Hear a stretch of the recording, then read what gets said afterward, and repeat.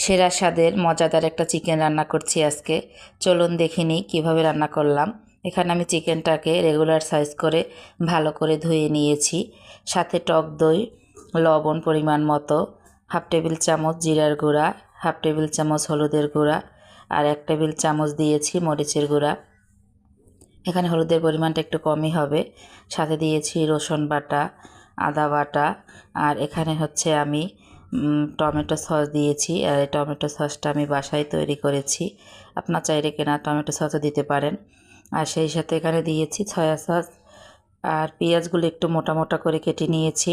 আপনারা চাইলে পেঁয়াজটাকে কুচি করেও দিতে পারেন। বা সবগুলো মাখিয়ে আধা ঘন্টা রেখে দিয়েছি। আধা ঘন্টা মেরিনেট করে রাখার পর এখান তেলটা গরম করে গরম মশলা গোটা তেলের সাথে একটু ভেজে নিয়েছি। তাহলে এটা খেতেও ভালো লাগবে আর ফ্লেভারটাও ভালো আসবে।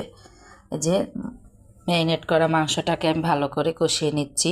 এই রান্নাটায় কিন্তু পানি ব্যবহার করা লাগে না, তারপরও যদি প্রয়োজন হয় অবশ্যই ব্যবহার করবেন।